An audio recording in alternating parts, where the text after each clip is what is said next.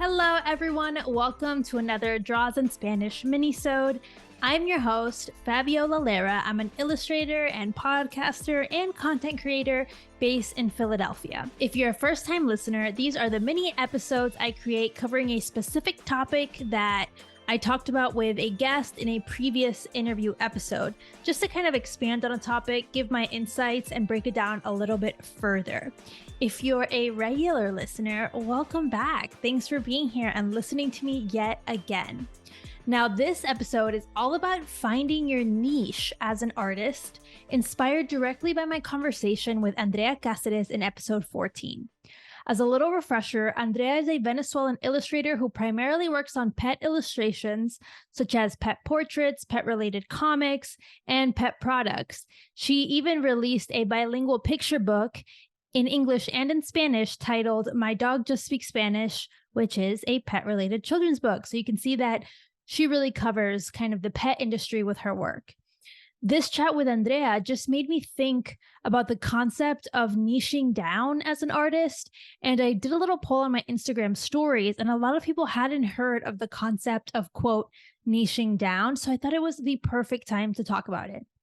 Now, what is niching down? If you're on TikTok, you've probably heard of it because a lot of the user-generated content creators that you see on TikTok, so the creators who like to go on there and create content for brands, they talk about niching down. So you'll see they'll talk about maybe become a tech influencer creator person.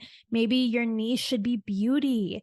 Maybe your niche should be home decor, right? So you can think of that pretty clearly. If you follow any influencers, you probably can identify what their niches are right off the bat, whether it's fashion, beauty, tech, a million different niches. Anything can be a niche. So you may be thinking that as an artist, your niche is being an artist, but actually the subject that you explore with your own work can be your niche as well. So if you're an editorial illustrator who primarily does illustrations for articles that are about the tech industry, your illustrations will have that techie feel. Maybe you're really well versed at kind of exploring those tech related subjects like algorithms and internet privacy and that kind of thing. Or maybe you create work that's more about children's topics. So maybe if you're an editorial illustrator in this space, you do a lot of parenting stuff, maybe baby related articles, that kind of stuff. So your work will have those themes.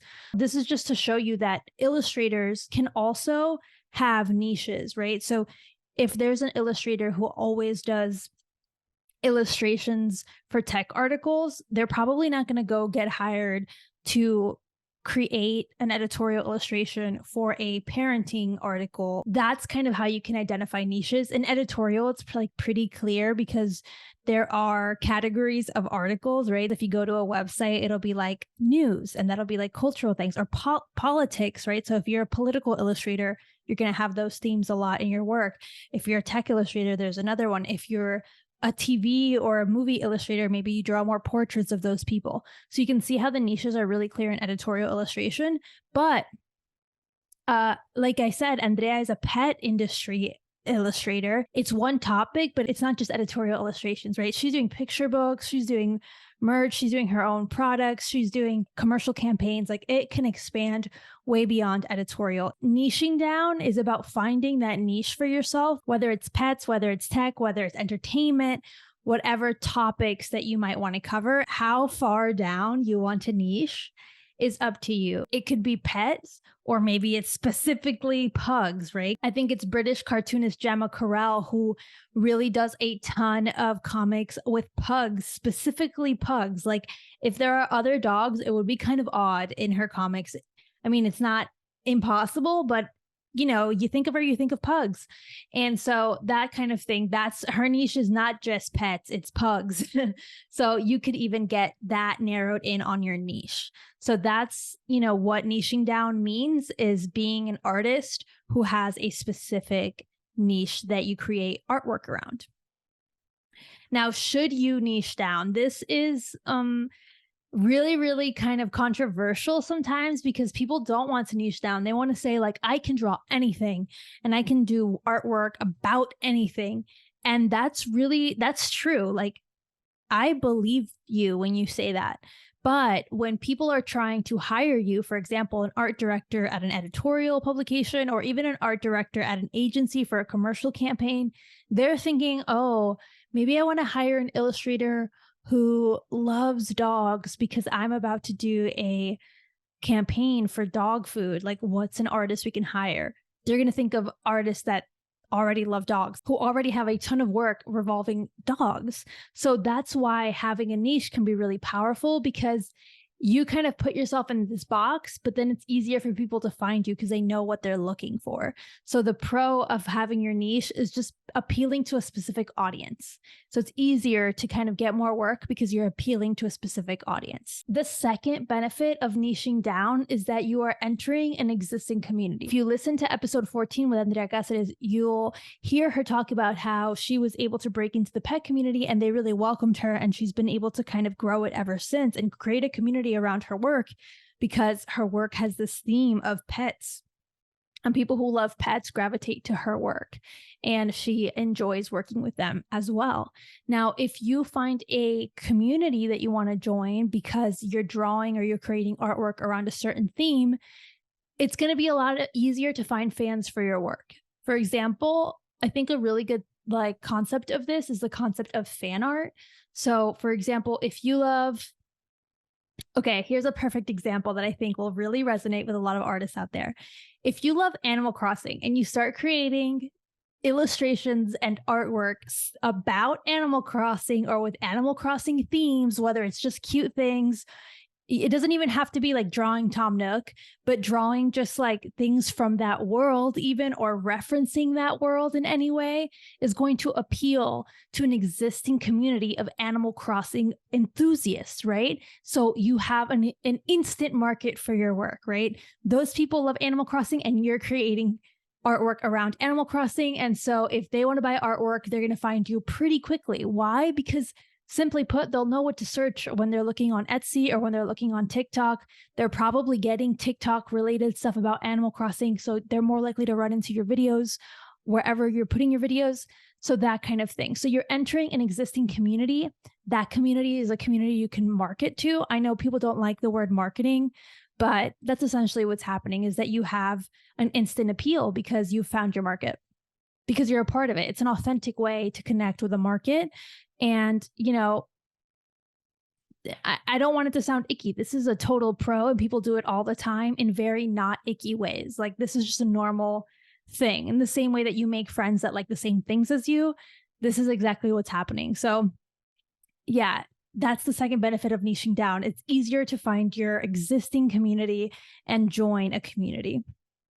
And the third benefit of niching down is that you reduce that feeling of being overwhelmed about what to make, because simply put, you're just going to make stuff about this topic, right? So again, if we continue with the Animal Crossing theme, maybe you're making prints about it. Maybe you're making phone cases about it. Maybe you're just making stickers, like comics, like you're just working within this theme and you love this theme, this niche of yours, you love it. So it comes really naturally to you. Another niche example could be like food. If you really love drawing food, baking food, and just like immersing yourself in food, it's going to be really easy for you to constantly make artwork that's food related, whether it's coffee, whether it's pies, whether it's cakes, whether it's something savory, peanut butter jelly, pizza. Like if you like drawing those things, it's going to be really easy for you to think of your next idea. And it's probably going to continuously do well on social media or in your store, or people will hire you to do that kind of work easier because they know that you like drawing those kinds of things. So you reduce that feeling of like being like, what do I draw next? Because you have these set niches that you're working within, and having that constraint, that creative constraint that you're owning, kind of makes it a little bit easier for you to thrive. And I think sometimes having you can draw anything, that is so overwhelming. Like if I give you a piece of paper and I'm like, draw whatever you want, that could be scary to a lot of people. I know it's scary for me, but if you give me a piece of paper and you say, draw food, okay, now I know where to start. You know what I mean? Reducing that doubt by putting these creative barriers around your niche is a huge benefit for some people. Now, Let's talk about the cons, okay? I think people are more scared of the cons than they are aware of the benefits, okay? So I just want to be clear. I just gave you 3 really good benefits. The first one is finding your people. The second one is entering an existing community. And the third one is reducing that feeling of being overwhelmed. The cons, okay? The cons are, okay, you might outgrow your niche. What if your niche was Animal Crossing and suddenly you don't like Animal Crossing anymore? I really doubt it, but like, what if you just don't like video games anymore? Something happened, you got hurt, or it started to hurt your eyes, or I don't know, something in your life changed. You don't want to draw about video games anymore or even Animal Crossing anymore. What do? You outgrew your niche. That is a potential con. All right, so that is a potential con. Again, in reality, I think you can always kind of like reposition your niche. So if you used to play video games and you don't anymore, maybe instead of video games, there's something else kind of related to it that you can still make work about that you enjoy. For example, like if you don't play Animal Crossing anymore, maybe you're onto Zelda. Like I'm sure people who like Animal Crossing like Zelda. There's still things related to it. Maybe it's not video games, maybe it's like desk techie things, because I feel like people who play video games love like their gear and their accessories for it. You know, there's just different ways for you to move around your niche even if you outgrow it, but it is a threat, and I think it can be quite overwhelming if you build a huge community around your niche and then you have to kind of pivot. That's going to be kind of like a growing pain. The other possible con is outgrowing your audience. So let's say you still like your niche, but you just like don't feel connected to that community anymore. Like you may still play the video game, but you're not interested in posting about it anymore. Anytime you post about something else, they kind of ditch you because they don't agree with that thing anymore. That is going to be hard. It's basically like outgrowing your community. It's basically like having to find new friends. That is a really hard thing to do. It kind of goes hand in hand with outgrowing your niche, but it's more about the people on the other side as opposed to your disinterest in the niche itself. Yeah, or maybe that community like starts to go in a direction that you're not really interested in. What do you do then, right? So like if your audience all starts playing Zelda and you don't like it for some reason, that's going to be hard to kind of stay a part of that community if you really don't feel it anymore. So that's a con. And then the other obvious con, the last obvious con of niching down, is that it can feel kind of one-dimensional, right? So you basically put this label on yourself that you say, I'm this kind of artist. I'm an artist that draws about this. I'm an artist that creates about Y. But then what if you want to expand on that? What if you're like, yeah, I still like that, but I also want to talk about this other thing or this other thing? Like if we're talking about food and you're saying, okay, I'm a food artist, and then suddenly you want to be a tech artist, or you want to be like, I don't know, just do some other entirely different, you want to go into comics, it might feel really hard to pivot because you've kind of put all of your eggs in the one basket of food illustrations. So now it's going to be kind of hard to reposition yourself. It's basically like in high school, if you ever went through like phases of like style and clicks, it's like trying to jump from one click to the next. It's kind of hard at first, right? So it can feel like you're reducing yourself to one thing, you're joining one click. And that can be a con. You know, the benefit is that you have like a cool group of friends, but the downside is like everyone else maybe doesn't vibe with you or you don't vibe with them. It's going to be hard to grow out of that and expand from that if you kind of attach yourself to one niche or one click, for example. So that's kind of another con of niching down.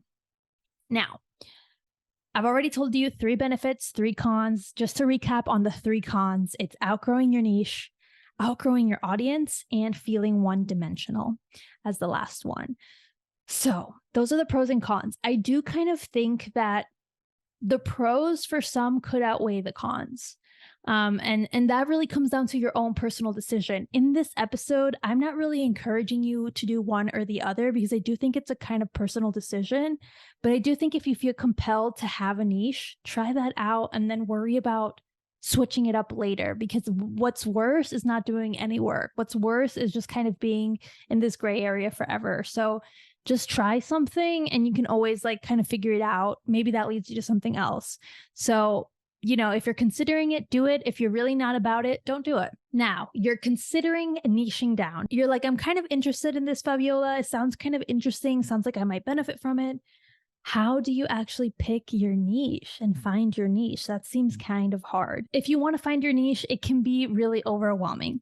So you don't know what your thing is. I think a really good thing to look at is what you're already drawing all the time. Those are probably the things you're already interested in. So for example, I really enjoyed talking about the nuances of being Latina and not just like the basic stuff, like stereotypes. I'm kind of all about combating stereotypes about being Latina in the US. So I would say like that's kind of a niche of mine.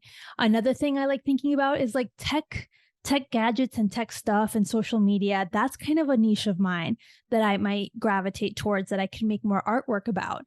So those are two examples. And, if you've been listening to the show, you can kind of hear that in every episode. I talk about those things. I ask people about their tech stuff. I also ask them about their cultural background. So those are kind of themes that I really enjoy talking about. And I should probably, in all honesty, I'm so serious, make more work about that. And you're the audience, because you're listening to me right now, I think you can recognize that if I were to make work about those things, it would seem really natural and like a genuine interest of mine. So that's another way that you can think about it. So look at the things that you already enjoy making work about and think about what it would be like to make that your niche. It doesn't mean you can't draw other things, but maybe if you have a 3-month season focusing on just that one niche, you might be able to find a little bit more success and find your people a little bit quicker. Now, what does success mean? I don't know, it's kind of relative, but whether that's selling more prints, whether that's just having more people see your work, just building a following, or just enjoying your work more, on a very basic level, you just might like your work more. If you're creating work about this one niche all the time, you're probably going to really like your work. I think a difficult thing is thinking about getting stuck into your niche, but remember that you can kind of pick a niche and then expand on it. So for example, if your niche is drawing florals, right? You really draw a lot of florals all the time. You love it. That's your thing. People who love gardening and flowers and nature, they love your work. Then you can probably kind of expand that to other things like plants, not just flowers, or gardening, or, natural parks, climate change. You can kind of go from there. I know I went extreme, but I just mean there's always the main niche, and then you can kind of push it out, right? So that's another way to think about it. Now, another concept, right? You can niche down. You can make your niche that one thing that you want to draw a lot of stuff around, and maybe you just do it for 3 months and then you figure it out from there. That could be your niche. Or there's this alternate concept to niching down. It kind of came off, I've been hearing a lot about it on TikTok, because this is kind of a common thing I hear people talk about on TikTok in terms of for content creators. But you can also think about it for artists. An alternative concept to niching down could be being your own niche, which means instead of attaching yourself to a niche like pets or flowers or Animal Crossing or whatever of the million examples I've given throughout this minisode that I already can't keep track of, maybe you are your own niche, right? So anything that you like is your niche. And now your brain's probably exploding because you're like, oh my God, you just told me to niche down, and now you're telling me I can make anything my niche.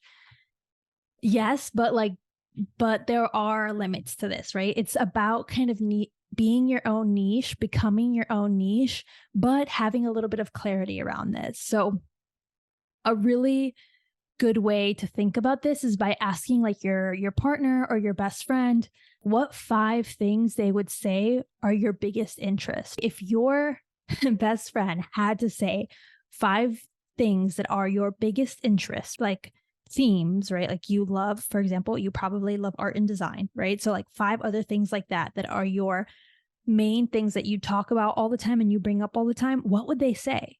For example, if you're an artist and you're really into baking, again, like I said, you should probably make art around food and baking, and people would know you for that. And it would also be really genuine because that's your genuine interest that you explore in your artwork, but also in your life. Like you probably read recipes about bake like all the time. You're probably looking for new recipes. You're probably looking for new kitchen gadgets to help you bake. You're probably really into that world, right? So maybe you should make work about around that. And you can think of like 4 other things that you feel that passionate about. So here's a quick example of like how I am my own niche. Okay. First off, my main interest is going to be art and design. Like I have this podcast, I have my website, everything about me says I love art and design. I own that. Cool. Another thing that I'm really into that a lot of people aren't into, I love social media. I love connecting with other people. I love making content. I like putting it out there. I love talking to other people. I love learning about it. I read like social media today. I read like newsletters about social media and what's happening in that world. I just really enjoy it. Some people hate it and don't do that. So that's another thing I could probably make work about. I could probably make art about loving social media and my relationship with social media and advice for social media. And that would be really kind of natural to who I am. Another thing I really love is tech and camera gear and gadgets and like I like productivity kind of stuff. I made an Instagram reel about my timer that I like to use when I'm making art. And that really worked well. People also really like using a timer. So like those kinds of like gadgets and gear stuff is another thing that I like. And I truly am nerdy. I always know like what new gadget I want to buy. Basically every birthday I buy myself a new gadget. A lot of people buy themselves new clothes or, I don't know, other things. I usually buy myself like a new gadget, a new camera or something like that. And it's something about me. Like if you ask me what the best microphone is, I have a recommendation for you. So that's just like another thing that could be a part of my niche, right? So if we're talking about these as like pillars of my niche, because I am my own niche, the first pillar would be art. The second pillar would be social media. The third pillar would be tech/camera, gear, and gadgets. The fourth pillar of things that I really love to do that I don't talk enough about with anyone is TV and reality TV. I love it. I have so much fun watching it. I just think it's like escapism and silly and fun and lighthearted. And that's something I should probably make work about because it makes me me. And lastly, another pillar of content that I should make work about is veganism. I don't talk about this a lot because it's like pretentious to talk about it, but I love trying and finding new vegan restaurants and recipes. I prefer the restaurants, honestly, than the cooking myself, but I love to go find places and then like tell my friends about it. I just love it. And so those are the 5 pillars that I could make creative work around, whether that's comics, whether that's prints, whether that's content. Like those are the 5 pillars that I should be making work about as my niche that is myself, right? So those are the 5 pillars that make up me as a niche. Okay. So you can now go and write down your 5 favorite themes or topics or categories that you're interested in.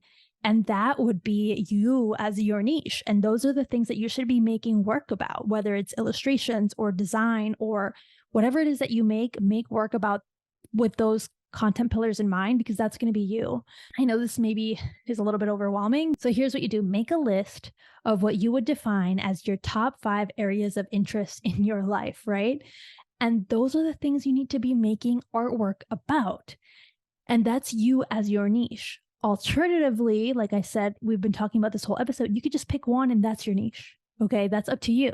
So that's how I would approach this. You have 2 different ways to go about it. You can niche down by having one niche that you go really hard on, and that's going to probably work really well because you're going to join a community, you're going to be a part of something. People will find you easily. People know where to put you easily when they're looking for people to hire.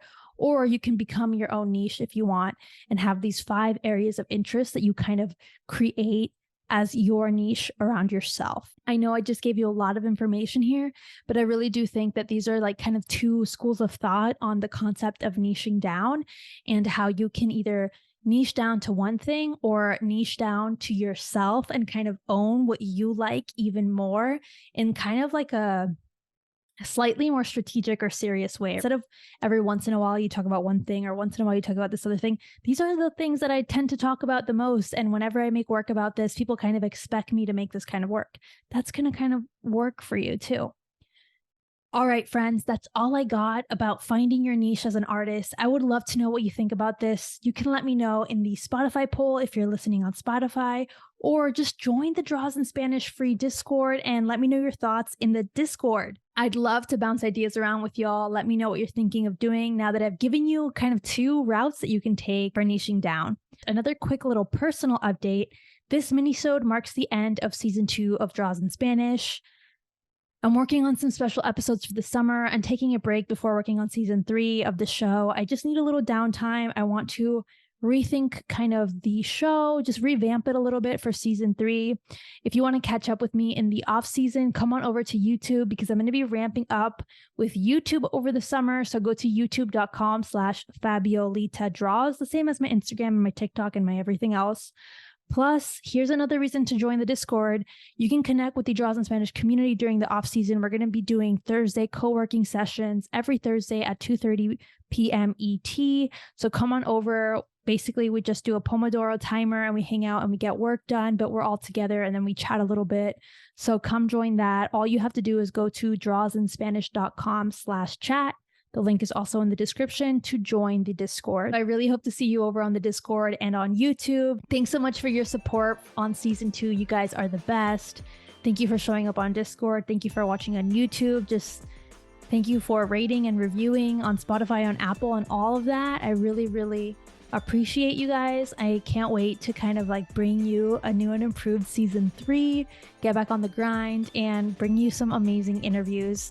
Thank you for listening. And if you enjoy these minisodes, please let me know. DM me on Instagram or something. I would love to hear from you. Send me a message on Discord. I just want to know what you guys think of the minisodes because I've been really enjoying making them, but I want to see what you guys think. All right, gracias otra vez por tu temporada. Nos vemos la próxima temporada. Chao.